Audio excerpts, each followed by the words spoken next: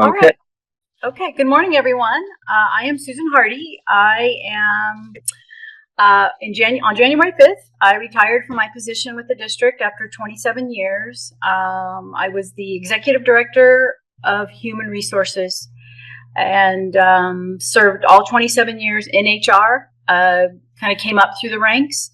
Part of my assignment now is just to work hourly, and I have presented to Terry's class, off and on throughout the year. So I'm pleased to be here, and I hope you'll find today's time helpful, especially if any of you are interested in going into HR.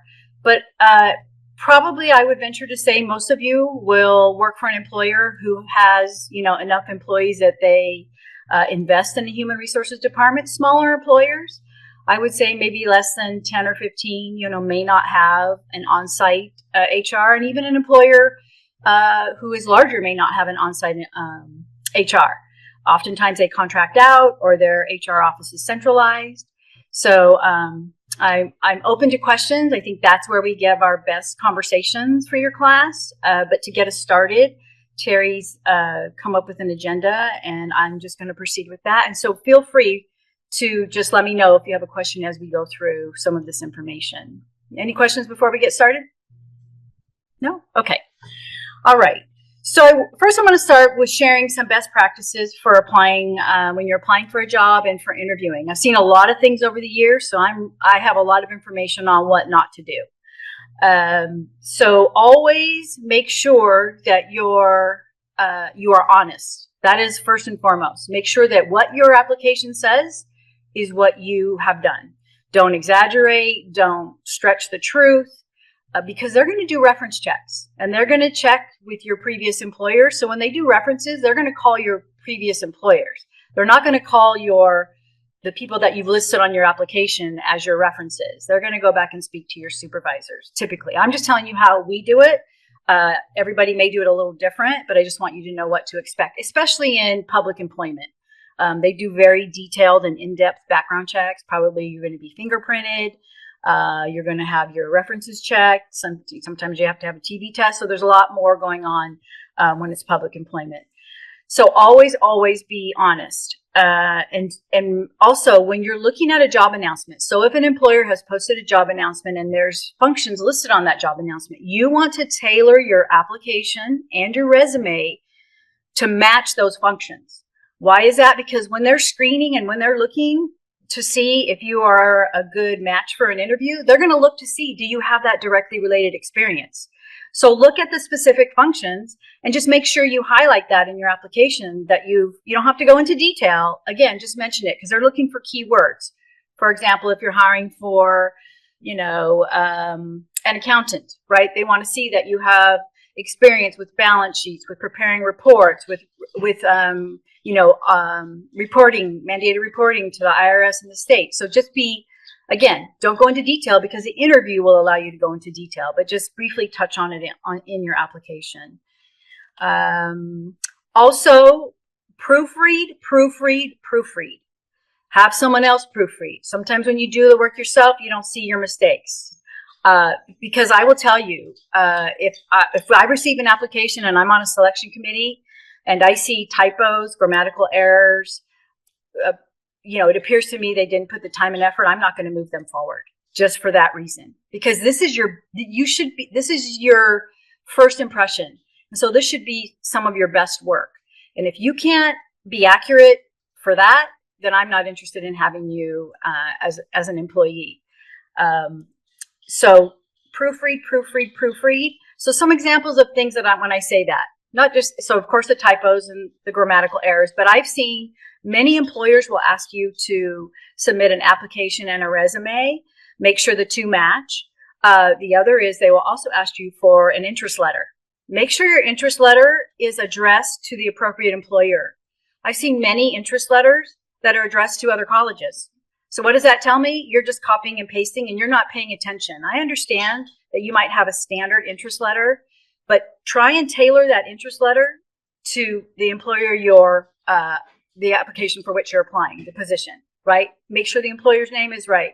Make sure you just have a little a little something in there to show that you're tailoring this letter to them. Okay, so that's another recommendation. Don't wait till the last minute to apply. Some employers have deadlines, and if you wait till the last minute, especially because we don't apply in paper, we don't have paper applications anymore, and I think most employers do not. You're using an online format platform. Don't wait till the last minute. It's very common to have glitches in software packages. It happens often for us. Our deadline is 11:59 on the date, right? So people wait till 10 o'clock at night. They have a glitch in the program. We're not open to help you.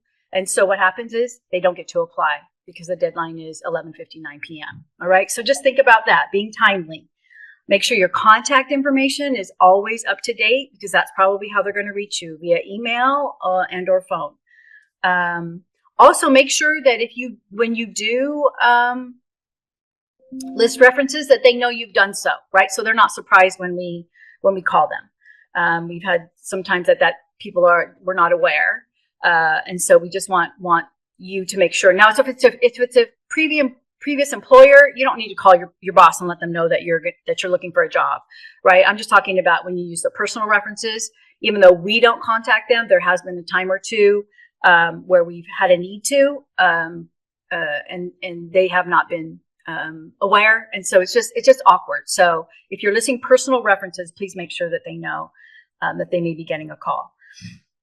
Any questions about? I didn't address interviews, but any questions so far about the application process? No? Okay. So interviews, of course, you all know, be timely, be on time, be early. I happen to run late most of the time in everything I do in life, but always make sure that you make this a priority. Nothing is going to discourage an employer from hiring you if you're not on time to your first interview. Okay.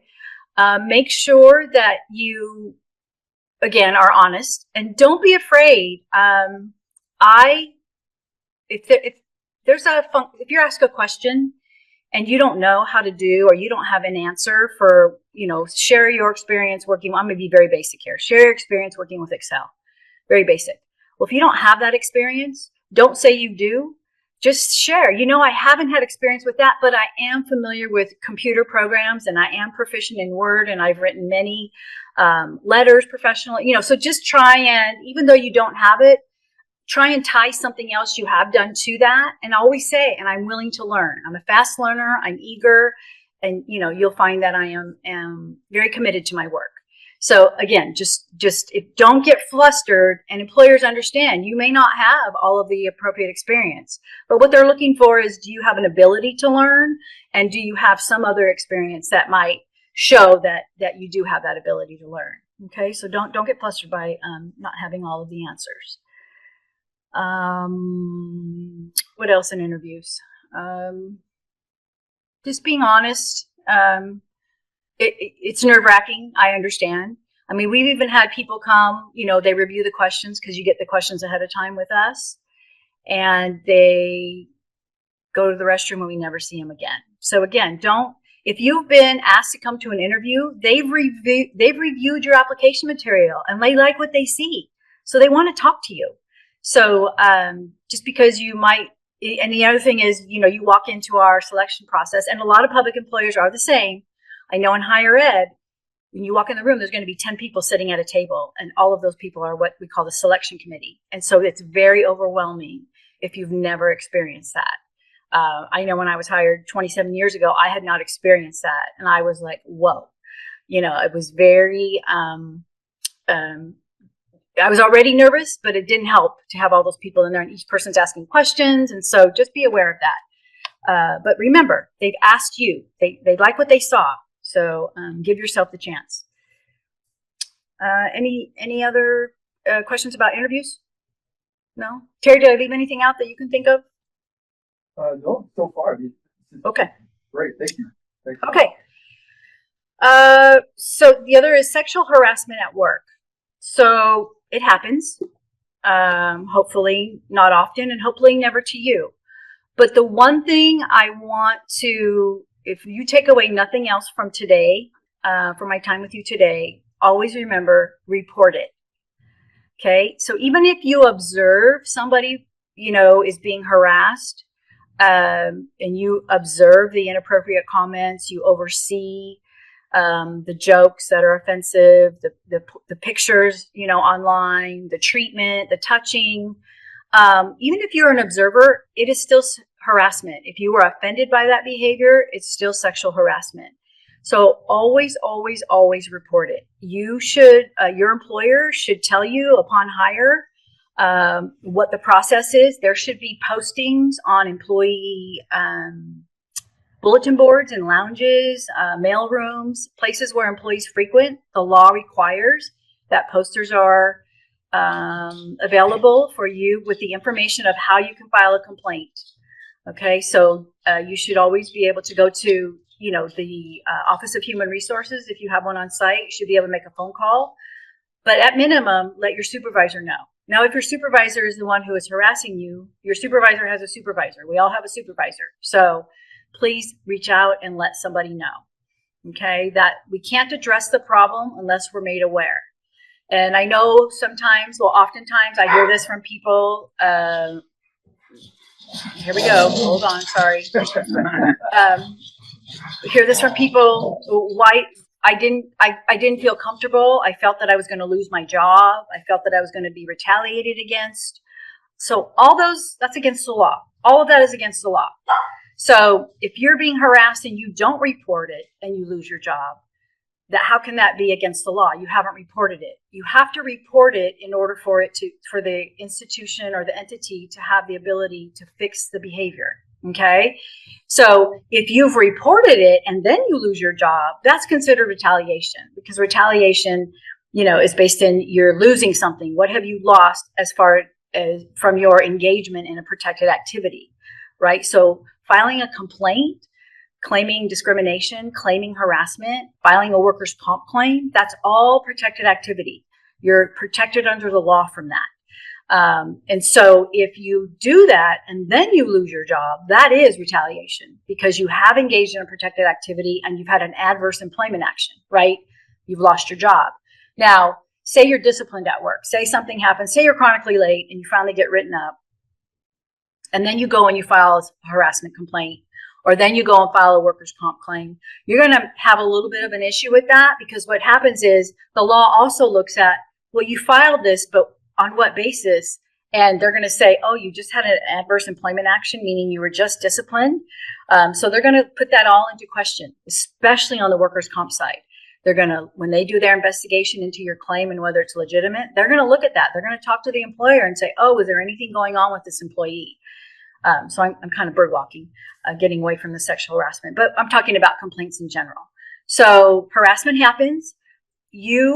If you don't have a mechanism, or you haven't been told about how to file a complaint, and it's a decent sized employer, it's not just a mom and pop, a small employer, you might want to consider not working there. You might want to consider alternate employment. You want to work somewhere where they're going to protect you, where they have protections in place for you, because harassment happens, discrimination happens. Workers' comp happens, right? We get injured on the job, not all of us, but it happens, right? And so you want to make sure that there are processes and procedures in place to adequately protect you. Any questions there? No? Let me ask you for the class, could you shed some light on the nuance between being flirtatious and sexually harassment at work? Well, that's the problem. In today's, what was harassment 20 years ago is going to be different than what harassment is today. Today, people are more, I think, sensitive. And so it's hard for, I can't put, because what's harassment to me may not be harassment to somebody else. We all have different tolerances and different standards. Okay. So I've been in the business a long time, seen a lot of harassment cases. So I might be more desensitized to somebody's, maybe inappropriate behavior. So when the behavior is inappropriate, so again, it can be, if you feel it's inappropriate, that's what the standard is. It used to be that the law said the behavior had to be severe and pervasive, right? Meaning it had to be going on and on and on. The laws have since changed, and it has to be just one incident. So while it may be an offensive joke, if it's offensive to you, that's harassment, right? If they're touching you, and again, oftentimes people think, well, you have to go and you have to tell them that you were offended or that their touch is unwelcome. You don't have to. You don't have to tell them anything. You can go straight to your reporting party and share the complaint. So it's really difficult to say what constitutes like flirtatious. Again, it's all how it's received. And here's my caution to you. Unless you know your audience, if you're not familiar with the individuals that you're talking with, don't do it, right? Because you don't know how someone else is going to receive your bad joke. While it may be innocent, again, it's how was the person affected? It's, intent versus impact, right? And so if it impacted them that way, even though it wasn't your intent, the law is not going to be on your side, okay? And, you don't want to go through a sexual harassment claim. You don't want to go through the investigation. You don't want to get fired. You don't want to be disciplined. So just, if you don't know your audience, you're not comfortable with the people, you're around, don't say it. Don't do it. Don't do the touching, all of that thing. And people whom you think can be your friend later can turn out not to be. So again, in the workplace, just don't do it. Don't say it. Stay away from that because you don't know what people's tolerance is. Okay. And I would say people today don't have as much tolerance as they did 25 years ago. Okay, so there's governing bodies for every agency. So for example, for employment claims, discrimination, harassment, you can file a complaint with the Equal Employment Opportunity Commission, the Department of Fair Employment and Housing. So for workers' comp, my recommendation is you should have gotten an attorney, right? That is, unfortunately, the statutes run out. But if you were injured on the job and you notified the folks, right? Filing a workers' comp claim is a protected activity, and it's called a 132A when you've been discriminated against for filing a workers' comp claim, right? That was your protected activity, and then you've been let go. So that is the retaliation. That's where the 132A comes in. There's different levels in HR. So, there's the HR staff, the support staff, which typically employees will be at that level. Employees are dealing with the support staff. There should be a director, a vice president, somebody over HR. I always, think of things about, you could have written a letter. You could have, FedEx is huge. So they have a chief human resources office somewhere, wherever their main office is. So again, depending on the size of the employer, you can go above their, everybody, like I said, has a boss, and you can take it up the level because trust me, employers do not want these claims filed against them.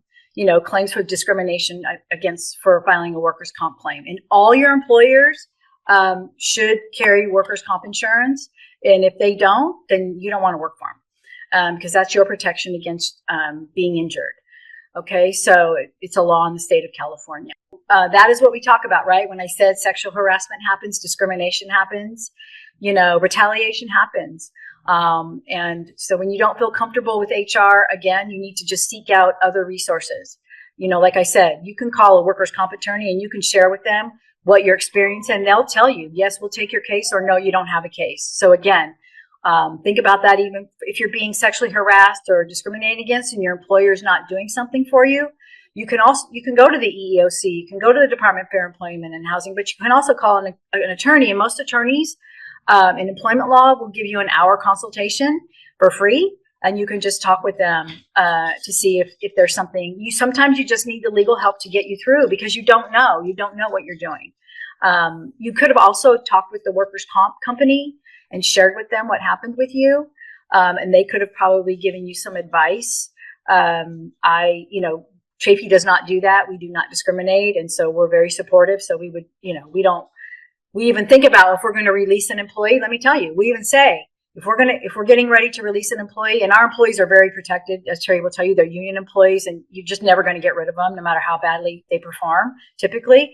But we do have times when we're saying, okay, this employee is not performing well. They've had their evaluations. We're going to start going down the road of dismissal. We ask ourselves, have they filed a workers' comp claim? Have they filed any claims of sexual harassment and discrimination? Because that does affect how we make our decisions. not in a bad way, but it's to protect the employee as well as protect the district from any lawsuits going forward. So those are things that, again, you want to work for an employer who has those benefits. And if it doesn't go right, I'm not embarrassed or ashamed to tell you, if you need to seek legal counsel, that's what you need to do, because sometimes you get overlooked. And short of writing letters, going to the top, sharing your experiences, going to the media, that's extreme. But going to the newspaper, extreme. But I would certainly ask for guidance from somebody. Okay, Title IX. So Title IX is a form of discrimination. It's discrimination based on gender, right? So if anything is relative to, you've heard of it, I'm sure it's been in the news. It started in athletics because athletics was, very focused on males. The females did not have the same opportunities, but now it's just, it's harassment and discrimination based on your gender. So there are harassment laws not based on gender, like protected activity. So protected classifications, you're protected due to your race, your ethnicity, your religious beliefs, your disability. So there's a whole, nursing moms are protected, females over 40 are protected. So there's a whole group of classifications for which individuals are protected under the law. And so that just becomes harassment and discrimination separate from Title IX. Title IX is anything based on gender. Okay, because of your gender, you're being discriminated against. Like, again, that would be nursing moms, not typically over 40, but not always accommodations. So again, that's what Title IX is. We at school, Chaffey, we have a Title IX officer who handles all the Title IX complaints. So it is its own entity. And under Obama, the regulations were, great. And then under Trump, the regulations kind of have been all over the place. So it's ever changing. Okay, so your employer should be up on that. And I think it's only applicable to employers. I'm not sure the number of employees, to be honest with you. I don't want to give you wrong information. But chances are, if you're working for a smaller employer, they may not be subject to the same laws as a larger employer is. Okay.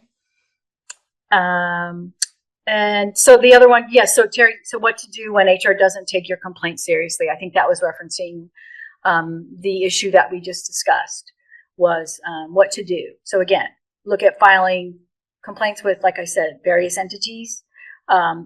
In your case, you could have also filed a complaint with the EEOC, the Equal Employment Opportunity Commission, because you were discriminated against for engaging in a protected activity.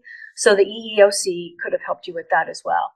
So just be mindful. You can Google it. You can go online and they'll give you various. I would go with a government institution if you're going to follow, like the EEOC, Department of Fair Employment and Housing. Just make sure it's a legit firm that you're going through to file your complaint, rather than a fly-by-night. Okay. Any other questions? Anybody interested in going into the human resources field? Oh, yay. Good. Okay. So some guidelines there, because I started out as an HR generalist, and the hardest thing about getting into HR is most places want experience, right? They want HR experience. But think about ways in which you can still, like my experience prior to coming to Chaffey, I was in employee benefits. So I worked for firms that administered medical, dental, and health insurance, life insurance, those types of things. Well, that is part of HR. That is part of what HR does, right? We provide the employee benefits to our full-time employees, and we administer those plans and so on and so forth, handle the enrollments. So that's what I focused on when it came time for me to try and to apply for this job in HR. Was I took that little aspect that I had. Well, I didn't have union experience. I didn't have discipline experience. I didn't meet all the check boxes, but I could build on my employee benefits. So think about things like that when they say, oh, you have to have 2 years of HR experience. Think about something you've done that could be reasonably related to get your foot in the door. The other thing is, don't be afraid to take the lowest entry level job. Like, for example, I think we've hired students of Terry's before to work in HR, right, Terry? And so, there are student employment opportunities on campus. So look at things like that. See if, there's a way to, if you're at a company where maybe they have a temporary position, and maybe it's a really low level, entry level position. You're answering the phone, you're filing. That's your way to get in the door and to at least get people to know you and to move forward. And I'll be honest with you, I hadn't completed my degree when I started because it wasn't a requirement, but the district and many employers will do this. They will support you going to school and finishing your degree while you are working. So that helps you to move up, right? It helps you maybe to move into management. Maybe you need that higher level, that bachelor's or that master's, right? So just don't be afraid to get in and do the work. Do the lowly filing, things that you'd rather not do. Answering the phone, running mail across campus, all those things that you're like, oh, brother, right? No, this is what I want. So often people want to come in at the top, and that's typically not how it's going to happen in HR. But I will tell you, HR is a job. It's always going to be around. So even think about it. Even when businesses close down, who's going to be the last people to leave? HR, because they're going to be the ones that are laying everybody off, right? They're the ones that are finishing up with providing employees with everything they need to go on their way, right? The buyouts, the COBRA information. So you're always going to have a job. AI is not going to be able to replace HR, right? Because you need that human contact. That is 99.9% of my job is human contact, meeting with people, accepting complaints, working through their complaints, disciplining them, trying to help them be the best they can be. So just know that it's a field that pays very well, that you can work in any industry just about within HR. I wish you luck in that. But don't get discouraged. And sometimes we've had people apply for jobs in HR 5, 6, 7 times. We had one of our employees who has since retired, but she had to apply 5 times to get in. So again, be tenacious, and persistence pays off, really with any job. Okay. So we have to be careful of AI. We're a union shop. And so the union is already, onto, okay, what about AI? What's that going to look like? Why is everyone concerned about AI? You guys know, I mean, anybody want to venture to say why would a union employer, why would the union be concerned about AI for its employees? So here's what I say about AI. So we are concerned about AI, but I'm concerned about AI more so from the fact of, is AI helping applicants with their resumes and with their letters? So it's not their writing, it's AI's writing. And so it's not their authentic self. And what we want from our employees is we want to see your authentic self when we're interviewing you. And we want to know that you can write a letter. So oftentimes what we're going to do that, because we are concerned about AI, we're going to give you a writing assignment when you arrive. And we're going to see how you write. So if you've used AI, it's always nice to use AI. I'll be honest with you. I use AI. I get a lot of emails that are unpleasant. People aren't always happy to see me. And so when I get these emails, even after all these years, my blood pressure rises and I get a little, I want to write a snarky response. And what I do for AI is I'll write that snarky response and I'll put it into AI and say, can you please make this professional? and then I'll take it back, and I will have felt better by that time. And then I'll personalize it. Even though I use AI, I still personalize it. I make adjustments to what AI is recommending for my emails. That's really the only time that I've ventured into using it. But it is a topic of conversation because I think it enhances employees' work. Like after you've been hired and you've gone through that process, like if you're doing a function where you're, gathering data and you're preparing reports, what can take you, I don't know, hours, you can put it into AI and have it be done in seconds. And so I think it makes you more efficient, right? Because you're able to do more. But I see the union side of it is they're worried that it's going to eliminate jobs. So what our response is to that, we are light years away from it eliminating a job. because we would retrain people into other roles, right? We have, union contracts where we would look at how other areas where AI is not able to be used, and perhaps we could retrain those individuals. But AI is present in HR. We don't use it a lot at this time, but we're using it more and more. I would imagine in the private sector, AI is all over the place in HR. So to me, we're just in the beginning stages of utilizing AI. And that's not good, because you want to see really what that person, who that is. And I was doing a presentation over the weekend for for adjuncts, for part-timers, to try and how can they get jobs at Chaffey. And one of the faculty on the panel said, AI is great, but we want to see your authentic self. We want to see you. We don't want to see AI. So while, everyone's good, they can they can pinpoint who's using AI. But really, if it's not you, then when you come in, are you going to be successful? Because you haven't been yourself on paper. Is that going to translate to when they see you in person? Are they going to want to move you forward in the selection process? So just always be mindful of AI. I think it's a good tool, but I don't think it's something to do the work. I think it's a tool to help. But again, always just make sure your work is personalized. Good question. Again, HR should be supportive of you. HR should hear your concerns, and they are there to help you come to a resolution, however that be. Even if it's just a conversation, or if it's maybe some outside resources, or maybe you need to bring other people into the conversation, not just the two of you. So again, it's about trying to solve problems, because you know what? We spend like 80% of our lives at work. And we want it to be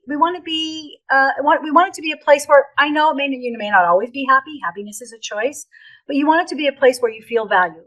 I think most important, and more important than anything, you want to feel valued, and you feel that your work matters and that you're contributing. And so sometimes we have to encounter people at work that we don't necessarily feel that we're receiving what we need. And so that's what HR should be doing for you. If not, they should have resources that you can reach out to for help, right? Groups. We have what we call like they're ombuds people, but they're not really. It's a new group that we've developed. They're going to help employees that are having issues in areas. So you want to work, and if you work for a larger mediator, isn't it? More like a mediator. Yeah, they're not. They're just there to hear you. They're skilled. They're trained in conflict resolution. So if you're having issues, because the district can't always, sometimes you're just not going to get along, and we can't be all things, right? You're not going to get along. And that happens, but as long as you're not, you're getting your work done, it's not affecting the workplace, HR is typically not going to interfere in that, as long as there's no unlawful conduct. A lot of it's just different personalities and people clash, right? You wouldn't choose a person for your friend that you have to engage with every single day. That's what this firm does, is they help you work through those issues. So you're going to get that in bigger employers. Sometimes smaller employers, they can't meet all the needs. But so I'm so grateful Laura showed up and shared that. That means the world to me. Thank you so much. Thank you. Appreciate you. Okay. I'll be on campus next at the end of the month, and I'll come see you. Okay. Take What care. about me? What about me, Susan? Why is it always Laura? God. Terry and I have engaged many times over the last several years, and it hasn't. It's all Terry had a very interesting situation that has never happened again. I must say, it was a one time, thank goodness. And so things happen when you work for employers. So just know that. And I think we do a very good job of trying to help people and solve their problems, but sometimes you have to dig deep and work it out yourself. Your employer can't solve everything. So that's my 2 cents. Any other questions? No? Okay. Maybe one of the things that I shared with the class, and this is still like super impressive and epic and historic, is how you led HR during the pandemic. Mm-hmm. Yeah, that was a crazy time. We worked countless hours just trying to keep the doors open and keep people with their jobs. So we employ 1,600 people, 1,800 people. I think before the pandemic, we were closer to 1,800 typically. And two, not one person lost their job during the pandemic. We kept everybody employed, everybody working. We had to go 100% remote in the matter of a day or two. I mean, it was a major undertaking, and the employees, most of them cooperated. Some of them were a little. One person quit. One person did resign, but we didn't let go of anybody. We worked very hard, and a lot of places, as you know, lost their jobs. Right? They were let go. Some of them had to be rehired, afterwards. But so we managed to do it, and it took a team. It involved everybody, every employee, all of us working together. There were some that weren't. So we had to implement a vaccine mandate. I'll be honest with you, I was not a fan. But I feel it's a personal choice. But sometimes when you work for an employer, so what I have to do in HR, and I've had to do this over the years, is what I think doesn't matter, right? What Susan Hardie thinks doesn't matter. I'm being paid to do a job. And as long as that job isn't illegal, isn't immoral, then I have to do that job. And if I get to a point where I don't want to do that anymore, then I need to leave my job, because my employer is paying me to do the job that they want me to do. And so we had a vaccine mandate. And you will know, Terry, it was crazy. We had many people who didn't want to get the vaccine, and they kept their jobs. Every single one that didn't have a vaccine kept their jobs. Nobody lost their job. What we did was we accommodated them under the ADA, because they had a sincerely held religious belief or medical condition that prevented them from getting it. And so we accommodated them, and they kept their jobs. So again, it was a crazy time, something I hope never happens again. I just, and if it does, we're prepared, I guess we could say that, right? So yes, it was a lot of, we worked day and night to get that stuff done. So yes, but glad it's behind us. So I have been remote for quite some time. And I think for me personally, the challenge is, there's nothing like being in person to get the job done. You're not collaborating with people on a regular basis. You're out of the loop on the information. You're, in my role being a manager, I have a staff of 10, just not being there for them, right there in my office. I think working remotely, I think I work, for me, I work longer hours. I never get away from it. It's always here with me. Whereas at work, typically you might come in, you might work a 10-hour day or a 9 or 8-hour day, and then you go home. Typically, sometimes it doesn't work that way, but typically. And just for me, being out of the loop, not having that constant contact, working together with folks. I think it's easier to collaborate when you're in person, sitting down. HR is a lot of sitting down and having those tough conversations, and it's uncomfortable to do over Zoom. Like when Lauda needed me, she could come to my office and we could sit across the table and take notes, and it's just a more efficient process being on site. For me, that's me as a manager. Now, as a person, I love being remote. I love being remote because I don't have to, for me to get up and be dressed at this time of day. For you guys, it was an exception, right? I usually will just have my coffee, run to my computer, and I can sit there all day. But for employees, I'll tell you, it's been difficult getting our employees back to work. But here's what I found when we were remote. Not so much with faculty, because faculty have always had the opportunity to work remotely in their contract. But this is for our classified staff and our managers. It was really difficult because they think that they were, I've heard many, many, many times, well, we got the job done, because they still want to work remotely, and they're back.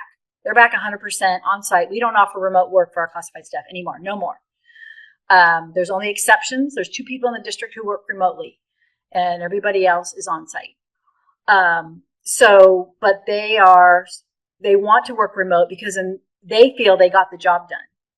Well, we didn't get the job done when we were remote. Why? Because you were hired to work in person, and you have students who are in person. You can't be servicing those students if you're remote. So I found with our staff, they were not responsive. And I'm not saying everybody, but enough of them to ruin it for all of them. Many districts are still remote. They still have a remote policy. We do not. There may be one coming. I don't know. But I found that they were not available. They would take 45 minutes to get back to their supervisor with an email. Well, if you're sitting at your computer doing your work, you should be responding as if you were at work and that supervisor came out of their office and said, hey, I need you for a second. So they were taking hours to get back to their supervisor. They were, seen at Target, on a non-lunch hour time. So they were abusing the privilege. And it was a privilege to work remotely. It was the way that we kept the doors open. We could have shut the doors and laid people off, and we didn't do that. And we trusted them to get their work done, and it was abused. So that's the productivity was not what we would expect. So there were some definite drawbacks. And so you have to be very disciplined to work remotely. It's very easy to run out, come back, do this, take an extended this or that, run your kids here or there. You know what I mean? It's just very easy to do when you're remote. But I'm a fan of, if you're going to be remote, they have computer programs where if you're not hitting keys every so often, your computer's going to log you out, and then your IT department sees how often you're being logged out during the day because you haven't been at your desk, right? So there are programs that I would support that I think we could come to an agreement with remote. But again, that's between the union and the district, to negotiate that. So I think it's different for different people. But it has its challenges being a manager, because especially HR, how often have you heard of an HR manager being remote? I mean, that's never heard of. So there's a reason for that. You need that contact with people. My favorite, I think, I think evident is what just happened, right? Lauda just came in and shared that it worked for her, that her work with HR proved to be fruitful. And I think that's what our goal is. And so when I see the disciplinary part is probably my least favorite. Even though when an employee is disciplined, they earned it, it's still my least favorite to have to go through such an unpleasant process, and the fact that somebody is going to lose their livelihood. I never like that. I never like releasing employees who are probationary. Some managers, are like, "Ooh, I got you." I don't operate from that perspective. I have a lot of empathy. I think empathy is key if you're going to go into HR. It is really helpful for you to be able to place yourself in someone else's shoes when you are dealing with their livelihood. So my favorite part is helping employees work through their issues. I'm not always successful. I'm not everybody's favorite person. My husband often joked, I want to get a job at HR. And I'm like, no, you're not. You'll never work. I mean, he's always wanted to get a job at Chaffey. And I always said, no way, you're not going to work there, because as soon as someone says something about me, then you're going to be in my office, right, for giving them a hard time for talking badly about me. And everyone's entitled to their opinions, right? So I think that's the most rewarding part is, negotiating a successful contract with good pay, all the good things, helping people work through their problems. When people don't get along, solving those issues. When someone needs leave because they have a tragedy, when they need catastrophic leave, working through that process. We recently had one of our associate superintendents, Troy Met, passed away suddenly. And being able to, during a time of tragedy and great loss and grief, I was able to work with the family very closely to help them get the life insurance that he had paid for, help them to get to Social Security, help them to get his last paycheck. So you're helping people work through, their troublesome times. So I think that for me is the most rewarding part is to be able to help folks out. Even like Terry coming today and presenting to you guys, that's working with Terry, and those are the good things. That's what I like, the good stuff.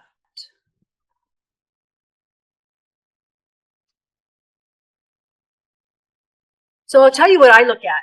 Things like if you've moved jobs a lot. So again, if you've had 6 jobs in the last 2 years, that's a red flag for me. What does that tell me? That tells me you move around a lot. And it may be legitimate, I get it. But the problem I look at is we're going to put a lot of training into you. We're going to spend time training you. We're going to spend time acclimating you. And so do we want to invest that time when, you know, it looks like you have a tendency to jump around? Now, on the other side of that, we always, I've had people come to me and be like, you know, I'm not going anywhere here. I want to raise. I want to move up the ladder. And my answer sometimes is, well, maybe that's great and we'll support you in any way that we can. But maybe that's not with us, right? Maybe that's with another employer. So I look at things, that's a red flag for me. Periods of unemployment. Now you guys I can't really see you all, but some of you are young. Like I've probably been at Chaffey longer than some of you have been alive. That's really a depressing thought, but it's probably true. And so I get when you're younger, you know, moving around a lot, but when you're an adult and you're grown, and we don't know how old you are, but I'll tell you, we have ways of even looking to see, right? Because we can see by transcripts, we can see years that are on transcripts if there's that. So not that we look at age, we don't discriminate. Trust me, we hired a 65-year-old person to work in maintenance recently. We have a 70-year-old person we're bringing back in maintenance. So again, we don't discriminate based on age. But I'm just saying, if you're older, and I'm going to see that in the interview, and I see that you've jumped around a lot, or I see periods of unemployment are big too, right? Why do you have gaps? So here's something I want to remind you guys. If you have gaps, because I had gaps in my employment, I stayed home with my children when they were young. And what I did was on my resume, when I would say, there's always a box, reason for leaving. Well, I put resign to care for family. So they would know why I might have a gap. So resign due to, you know, relocation, you know, so they're going to see why you have a gap. They're going to say, oh, well, they relocated. So yes, they need time away to 6 months, a year to figure out a new job, a new location, blah, blah, blah. So always try and, without putting it on your resume, your reason, but put it on your application when they say reason for leaving. So it answers the committee's question on the gaps. Maybe another red flag for me is when someone is overly familiar. They come into the interview, confidence is great, I get it, but when they sit down and there's just not that professionalism, overly confident, trying to schmooze you, and you can see it, you know. So that's another red flag. And I think you're looking to see who is a good fit. Now, you're not looking at personality when you're coming to Chaffey for the first level. You know, when you're in the first level interview and it's a panel, we're looking for experience. Do they have the experience that most closely matches?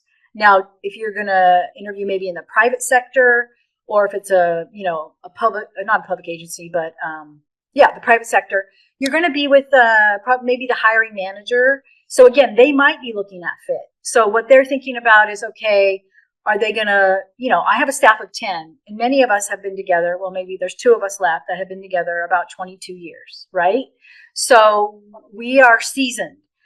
Nothing is going to work worse for us than to bring somebody in who is not going to be a good fit. That is going to affect the morale. That's going to affect the productivity, and it's just not worth it. So that's what I'm looking at as a manager. I'm looking at, are they going to have the same work ethic? Do they, is their experience applicable? Is there going to need to be a lot of training? Then you're always going to be asked, think about this too. When you're asked interview questions, when you're in public sector, you're probably 8 out of 10 times going to be asked about a time when you had a conflict with a colleague. I know that's a common question on ours. And so you need to be able to think about that and think about how you're going to explain that and how you're going to address that, because conflicts, it happens, yes, but we want to know how it was resolved. Were you successful? And be honest, because sometimes things can't be resolved, and we're not going to mark you down for that, right? We're not going to say, oh, we don't want this person, it wasn't resolved. But we want to hear about your experiences, hear about the conflicts that you've had. Same thing like strengths and weaknesses. They may say questions that will try and glean that information.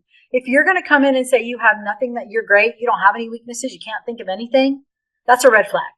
We all have weaknesses. Everybody has a weakness. So think about that. And again, don't shy away from your weakness. We all have them. And so you can turn your weakness into a plus, something that you can work on. So be open about that. So that's a red flag too. So for me, when it's a personal reference list, to me, those are meaningless. Why? Because are you going to put down someone as a personal reference who's not going to give you a glowing reference, right? No, you're not going to do that. So for me, the personal reference list that's why we typically don't call unless we have a unique need. But the professional reference list, we're going to call your supervisor. We're not going to call someone in a different department. We're not going to talk to your colleague. We have to talk to a supervisor. So one, we have to talk to a supervisor, or if the supervisor isn't there, we have to talk to HR. Typically, those are the two individuals that we would want to speak with, or departments. Now, if you're going to say, oh, my supervisor's no longer there, we still have to talk to somebody who can verify the employment. While we may not be able to ask the questions that we ask, things about your performance, your attendance, things you need to work on, those types of things that you ask in a reference. But we may go out and look at the personnel file. So when you sign the release, know that when you're signing a release to work for an employer, you need to read that, because it's going to share what you're authorizing them to do. And when you apply for us, you're authorizing us to go to your employers and to look at your personnel file. Nothing is more telling than what's going to be in that personnel file. There's going to be evaluations, there's going to be attendance sheets, as long as the employer hasn't removed all of that. So that's what you're signing off on. Now, this has happened. If an applicant says we cannot contact their employer, chances are they're not going to move forward in the final process. Why? Because what is the greatest predictor of future behavior? Past behavior.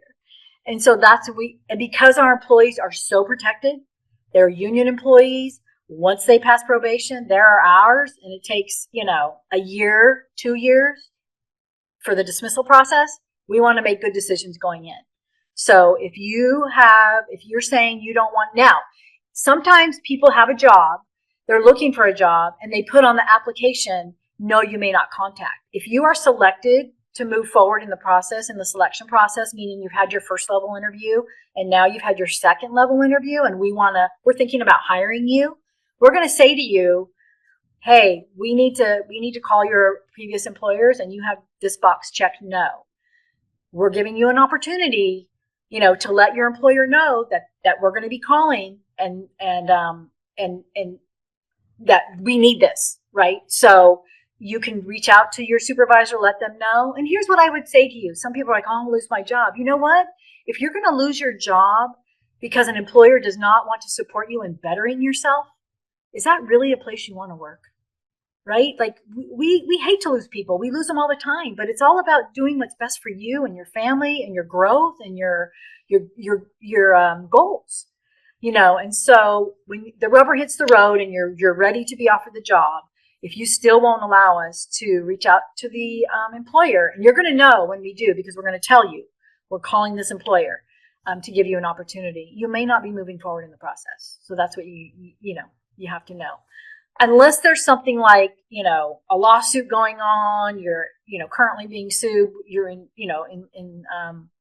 a legal matter with them, something unusual, we could talk about it, but you'll have to have other supervisors available within recent. It can't be someone from 20 years ago. They need to be recent supervisors in order for us to get those references that we need. That is how we end all of our interviews. You must have been interviewed at Chaffey, because that's how we end all of our interviews with that. That's our last question. Do you have any questions of us, or did we not ask you a question that you think we should have? Something along those lines. So I do like the fact that maybe for some positions, like a management position or a faculty position, that they've done their homework, and then they've looked on the website to see what our initiatives are, what's going on the campus, and that might pique a question from them. So it shows me that they've done some homework. I think those questions are welcomed. Be mindful that for us anyways, and maybe for the other places you're interviewing, know that they may be talking to 10 or 15 people in a day. And so, the interviews are long. So don't have 5 or 10 questions. 2 or 3 questions is appropriate. Any other questions that you have that don't get answered, talk to the HR person who's driving the process, your contact, and just say, hey, I have these other questions. Can you just get these answered for me? And we'll be happy, HR should be happy to get back to you.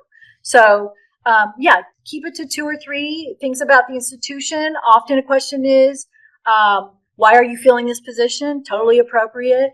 I mean, don't talk about, it's not appropriate to say, well, I really want more money than what's being offered. What do you think about that? Again, make it appropriate to the people, right? Those are the people that aren't typically the decision makers. Now, if it is the hiring manager, and you are wanting to talk about money, wait until you're offered the job, till you have money, not at the interview. Okay. So while it may not be in HR, so the student employment opportunities are offered through the student employment office.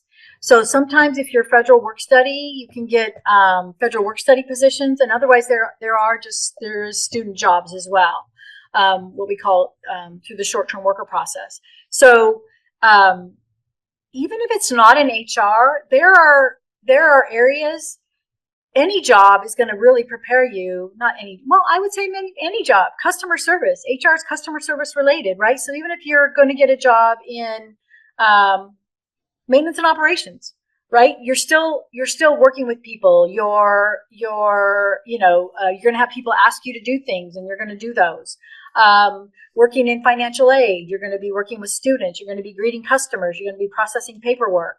You're going to be processing paperwork in M&O when you do your daily rounds, so any job can be tied to HR when you focus on the customer service, the interaction, the support, right? Supporting your customers.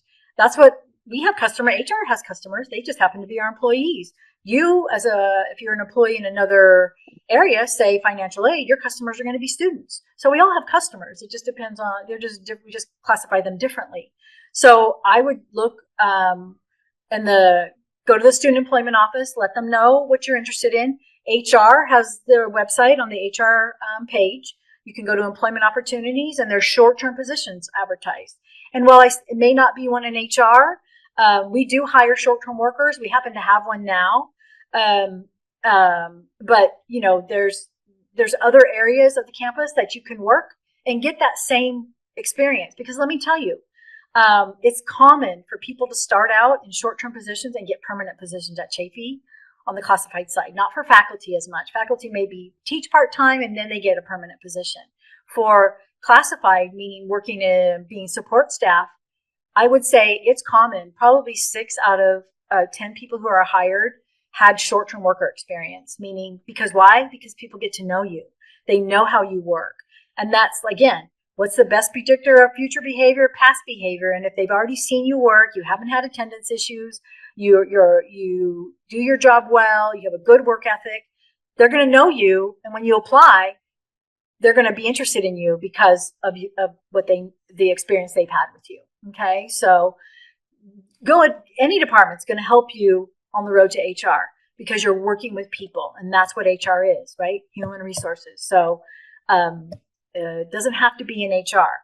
And don't be afraid to start at the lowest level, even if it's a student assistant, right? And you're doing work that you're like, oh brother, I want to do more than this. You got to start somewhere. Okay. So that's my recommendation. If you're interested at Chaffey and any college, they're going to have student employment opportunities. So as you progress through, you move up pursuing your bachelor's, they're going to have student employment opportunities, like Terry said, like Cal Poly. So, and even internships, that'll come eventually as well. If you decide to have a focus in HR, they may have an internship, but don't wait till then. That's right. Do it now because it's going to help you on your resume going forward.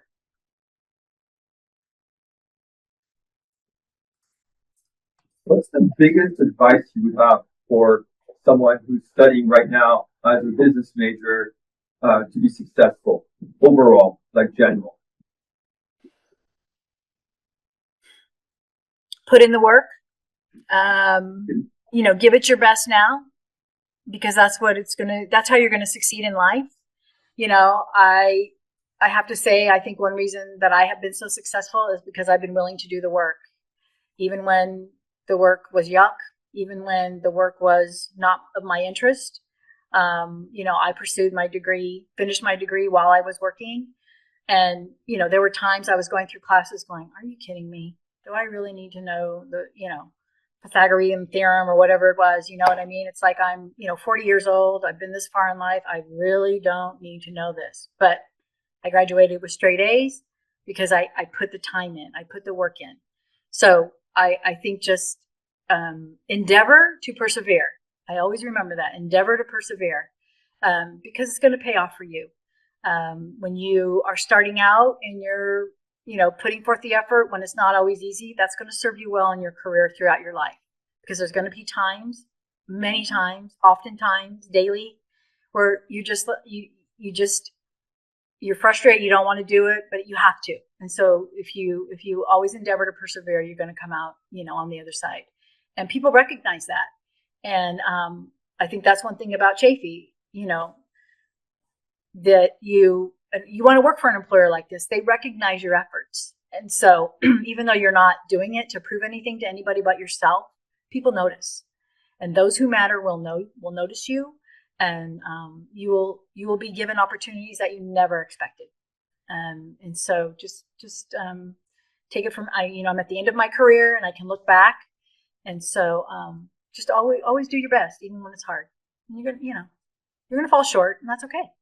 It's part of being human. I would, if it was an entry level position, if they came in and their personality, if they were just dynamic and they were friendly, they were open, they were receptive to the functions put before them, even if they didn't have the experience. But again, they showed a willingness to learn, and their application materials were accurate, meaning they were error-free, not error-free, but grammatically they were correct, and it was evident that they put effort into those, to their paperwork, their presentation for the resume and the application. Absolutely. We've hired students in our office that have never had HR experience, and they've been there for they've been with us for years. And so, absolutely, I would definitely, and you're going to find that if you go to any position on campus, as a student and you don't have experience, that's okay. They're going to hire you anyways. So, because that's the idea of the job, right? Is you're getting the experience. It's a low level, entry level job. That's what it is. It's an entry level job. You don't have experience. And so you just have to find an employer who's willing to take a chance on you.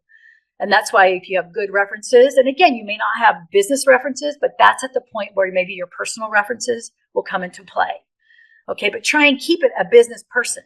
Like maybe it's a friend of the family, not your girlfriend, or your boyfriend's mom or something like that. You know what I mean? Like keep it to someone who is a professional that we can reach out to, even though it's not a professional reference. They do know you personally, but they are a professional themselves. So that will help as well. So yes, absolutely. Don't let that discourage you. And even if the job calls for a little more experience than you have, put yourself out there, because even what it's doing is it's giving you experience. And every time you interview, you get a little bit better. Trust me, I've walked away from interviews going, oh my gosh, what was I thinking? I even interviewed for a job on campus when I was coming up to be a manager, and my boss was in the interview and I had a bad day. I had been sick. I felt like crap. She's like, oh my gosh, you were terrible. You know what I mean? So we've all had those bad interviews, but every time you interview, you're one step, it's like sales. Every time you sell every time you get a no, you're one step closer to a yes. And that's the way it is for interviewing. Like I said, don't give up. Don't give up on the first one. And keep applying. And again, if you don't totally meet the needs, but you have, you're willing to learn, and you have a little bit of experience, or if it's entry level and you don't have any experience, keep trying, because it's fierce. The competition is fierce. It's not uncommon for us to have over 100 applications for one position. And so the competition is fierce out there for good jobs. So don't give up, and it'll pay off. I assure you it will. I see it happen every day. Oh, okay. So oftentimes employers, it's more in the public sector. You probably won't see it this much in the private sector, but you'll have multiple interviews. So it's a process. So you'll apply, your application will be screened by HR to make sure it's complete. So always make sure that you're looking at your job announcement and you're including everything that's required. If there's a letter of interest required, if transcripts are required, if a reference list is required, whatever is required, it's going to be clear. Because if you don't put everything in, what's going to happen? Your application is going to be considered incomplete. And you're not going to move forward. They're not going to reach out to you and call you and say, oh, by the way, you forgot this. They're not going to do that. They have too many, it shows you don't follow directions, number one. Okay, so make sure you do that. Then when you typically in with public agencies, for sure in higher ed, there's a selection committee, and that selection committee is going to review your application, and they're going to review all 100 applications that are submitted, and they're going to make a determination of who they want to interview. And what they're looking at is whose skills, knowledge, and abilities, it's a little hard to glean, but your expertise, your training most closely matches the job announcement, and then you're going to get an interview. So the purpose of the first level interview for us is just to bring in the people that most closely match the needs of the position. And that the committee members are going to rate you after each interview. Everybody's asked the same questions. It's very formal. You don't get to come in and engage with us like, how you doing? What'd you do this weekend? Yeah, I happen to live in this town, and this is what I do on my spare time. It's not that way. Everybody's provided with equal opportunity, so it's very structured. There will be, no ongoing conversations. They may ask you follow-up questions, but for the most part, you stick to the script. Then they rate you, and then those that move forward, they'll select 3, 5, 7, however many people they feel meet the needs, meet the experience. From there, at second level, that's going to be where the supervisor is going to interview you with the vice president, sometimes the president. And that's where we're going to look at also the fit. Did this person have what we need, the fit in this department to work with, these colleagues? So the first level is really looking at your experience, and the most closely matches there. Second level is looking at fit along with experience, but we know you have the experience because the first level has moved you forward. So again, that's what the purpose of those interviews are, is multiple interviews, is they're trying to glean multiple. They're not wanting to take the time of the dean for, to interview 25 people. They're letting the committee do that, and then they'll move it on to the supervisor for, the few that they feel that meet the qualifications to move forward. Typically federal laws, everyone has to meet the minimum clause of being clear to work in the United States of America, right? Right. We all have to have those documents. So that's a federal law. Many federal laws in the state of California, because California is so employee friendly, they have a mirroring state law. So, for example, there's federal laws. There's the Americans with Disabilities Act. That is a federal law. That is, you must abide by that, or the penalties are huge. So that means if someone is disabled, you have to work to see how you can reasonably accommodate them. So that's the ADA. You'll hear that a lot. There's sexual harassment law and discrimination laws that are federal, but California has more, has laws, and you always go with the law that's most employee friendly. And so we always follow typically under California, which is Title V. So there's lots of federal laws, but probably the one that I deal with the most is probably the ADA. There's FMLA, which is a federal law. But the equal to that is California Family Rights Act, that law. So there's harassment and discrimination, laws, and we deal with those on a regular basis as well. Equal employment opportunity. There's federal laws on equal employment. That means everybody has to have equal employment opportunity without regard to their race, origin, nationality, those kinds of things.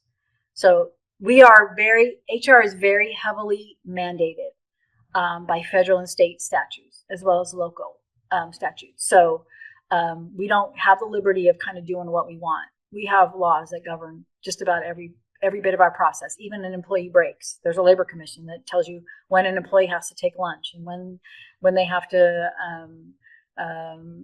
take, what their compensation is for over 10 hours a day. There's guidance on everything. So we don't get to make individual decisions, which is a good thing because then it keeps it fair. HR is the hub. We are the complaint department. So anytime we have a complaint and it moves to, we always try to solve our complaints at the lowest level. So I will meet with the complainant. I will ask always, in an ideal world, what would you like to see happen? Oftentimes it's like, well, I want to see him fired. Well, okay, well, good luck with that, right? Because we know that probably isn't going to be the case.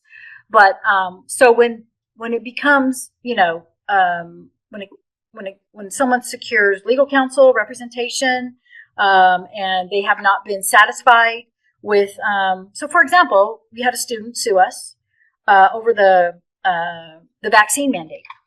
And so they secured an attorney. And so HR is always involved. I will go to court. I will be deposed. So first I would be deposed. So you have to know that you are going to be involved and you're going to be part of these legal matters. You're going to be deposed. I've been deposed countless times, all because of work, never on my own. It's always been relative to a legal matter. Someone is suing us for what they feel is discrimination, harassment, wrongful termination, a myriad of ADA, Americans with Disabilities Act violation, just lots of matters. And so you're deposed, you go to court, you'll be involved in mediation. You'll have to go to mediation. Most courts require, before something goes to trial, they'll require that you mediate. And that's in hopes of settling. It's always, everything is done in hopes of settling to reduce costs, avoid the bad publicity, save time in the courts that are already, have a plethora of things on their agenda and are overrun with lawsuits. So you in HR, you as the director of HR will be directly involved in all of that, because you are the one who probably took the complaint initially, tried to work through it. It didn't work out. They weren't happy. You did an investigation. They're not happy. They filed an appeal. They're not happy, and so it just moves on up the ladder. So you will have to go to court. You will have to get on the stand in front of a jury. You will be involved in mediation. You will be involved in settlement discussions. So settlement discussions are when you agree to pay the person to settle the matter. That's basically what happens, is you agree to a form of payment, and that's to avoid, oftentimes, it looks bad, in my opinion. It looks bad because it looks like we are admitting guilt, but we're not. We're not admitting guilt. We've made a financial decision that settling the matter is better than the cost, the possible bad publicity, and the time in going to court and fees. Attorneys' fees are huge. So we'll if both parties are agreeable, you'll settle and everything will be memorialized, and you'll pay them a sum of money and they'll withdraw their lawsuit. So that is a common, I was deposed 2 weeks ago. So that is a common, good question. Yes, you will be involved in the courts. Typically those student matters, when it's a student to student matter, as long as it's not unlawful, it usually will be handled by the student discipline office. Student complaints are typically handled there. It's when they come to me is when they're discrimination against an employee or harassment against an employee, then HR gets involved in the employee side of the house, not typically in the student. Yeah. So I am the lowest level. In my role as executive director and senior strategic advisor was my title. I was where the complaints would come to. This is a place against employees. They would start with me. We go through a process, and we do this intentionally. Like, we keep my boss out of it. She's the associate superintendent, and then there's the president. That's it's me, the associate superintendent, and then Dr. Shannon. So when it would come to me, I would not involve my supervisor, because we always want someone to be able to appeal to somebody, right? Everybody has a boss. Remember I told you about FedEx? You didn't get the support, you could go up to their boss. So I would do my process. I would do the investigation. We usually outsource it. We would, provide them with the findings. If they weren't happy, they could appeal. And then that allows my supervisor to step in, right? And then once, if they're not happy there, then they may go to the board or the president, which is rare, because what's going to happen when they go to the board or president, it's going to come back to me. So we have to, strategically figure out how to respond to those requests. But that's the chain of command. It's typically for HR, it's the director, then there's, usually a VP over the area. And then, of course, in institutions of higher education, there's always the superintendent or president. Well, I want to thank you again, Susan. We've learned so much from you. And, I told my students, this is the end of a legacy. You've done so much for Chaffey. And again, just, thanks for sharing all of the monumental work that you've accomplished over the years, and especially during the pandemic. So first, I want to thank you again. Absolutely. It's been my pleasure. And I know you guys had to be be provided with questions from Terry, be prodded. But thank you for that. And I hope you have found something, at least take away one thing from our time together. So I wish you all success and in your future endeavors.